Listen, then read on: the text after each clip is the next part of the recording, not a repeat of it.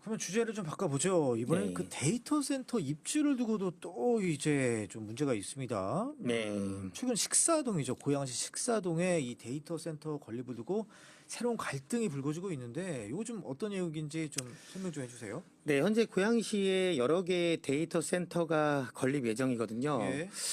그러니까 고양시는 왜 이렇게 자꾸 뭐 이것뿐만 아니라 여러 가지 현안들에 대해서 사안들에서 지금 계속 갈등이 이어지고 있어요.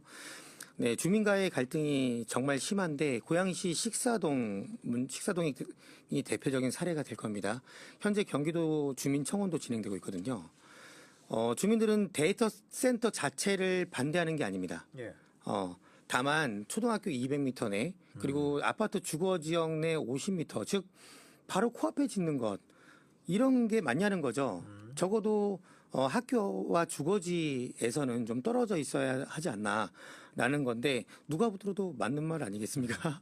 그래서 이런 상황인데도 주민들은 사전에 예. 뭐 아무런 설명도 듣지 못한 상태에서 어느 날 갑자기 데이터 센터 입지 계획을 접하게 된 건데요. 예. 더군다나 공청회를 열었다는데 마치 계획된 것처럼 정작 반대하는 시민들은 참여를 할 수가 없었고, 네, 알지 못했고, 예. 네, 일하는 시간에 열었기 때문에 알더라도 많이들 참여를 못했죠. 그리고 이렇게 시 행정이 이렇게 되면 안 된다라는 말씀을 드리는 거고, 이게 왜 문제가 되냐면 예. 데이터 센터는 단순 통신 시설이 아니라 예. 에너지 수요와 그리고 열 배출, 지역 환경에 큰 영향을 주는 특수 시설 기반이거든요. 예. 특수 기반 시설이거든요.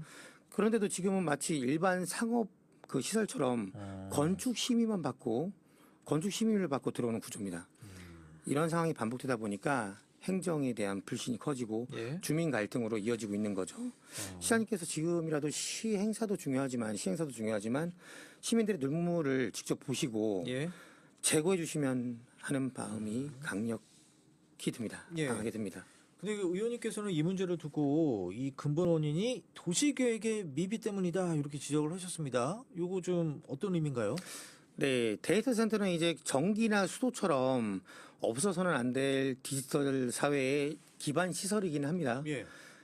그런데 국토부에서는 선계획 그리고 후 개발 체제를 규정하고 있는데 데이터 센터는 도시군 관리계획상 선계획 항목으로 반영이 되어 있지 않기 때문에 일정 규모 이상 산업시설임에도 불구하고 통신시설로 취급이 돼서 상업시설 내 1, 2종 근린생활시설 틀 안에서 입지를 하게 됩니다. 예. 그렇기 때문에 이러다 보니까 인근 초등학교 그리고 주거지역과의 조화, 에너지 수급, 환경 영향 등을 종합적으로 고려한 입지 검토가 빠지고 결과적으로 주민과의 충돌이 생기는 거고요. 결국 이것은 계획의 부재라고 말씀드릴 수 있겠죠. 네, 그런 차원에서 이 문제는 도시계획의 미비다 이렇게 주장을 하신 거고요. 네. 그럼 의원님, 그러면 이런 문제를 해결하기 위해서 좀 의회 차원에서 어떻게 좀 구체적인 해결 방안이 좀 나오고 있습니까? 네, 좋은 질문입니다. 네, 먼저 데이터 센터 같은 시설이 지금은 단순히 통신 시설로 분류가 돼 있어서 주거지 한복판에도 들어설 수 있다는 점, 이것이 문제의 출발점입니다.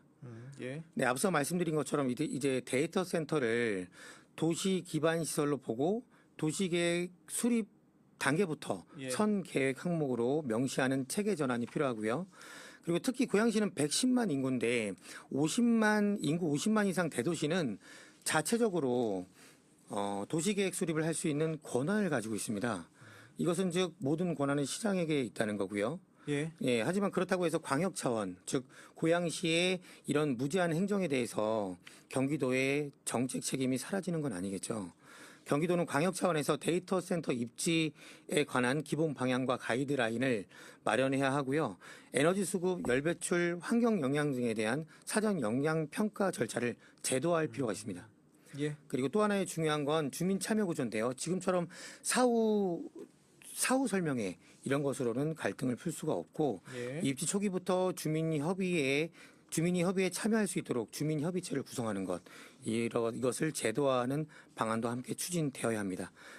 비록 도시계획 수립권이 기초 지자체에 있다고 하더라도 광역 차원에서는 도민의 삶과 안전을 고려한 정책 방향과 기준을 함께 고민하고 제안해 나가는 역할이 필요하다고 봅니다.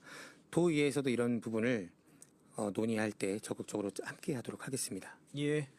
의원님 이제 거의 마무리할 시간인데요. 저 끝으로 우리 청취자분들 그리고 지역 주민들께 앞으로 어떤 의정 활동하겠다 이런 다짐 한 말씀 부탁드리겠습니다. 네, 정책은 사람을 위한 설계여야 합니다. 늘봄학교도 고양시청 문제도 그리고 데이터 센터 문제도 결국 사람이 중심이 되어야 하고요. 네. 현장의 목소리를 가장 먼저 듣고 도민과 함께 정책을 만들어 가겠습니다. 그리고 오늘 나눈 이야기들이 교육 현장과 그리고 고양시 정책에 큰 울림이 되었으면 좋겠습니다. 경기도민 여러분, 고양 시민 여러분, 아무리 힘드셔도 희망을 잃지 않으셨으면 좋겠습니다.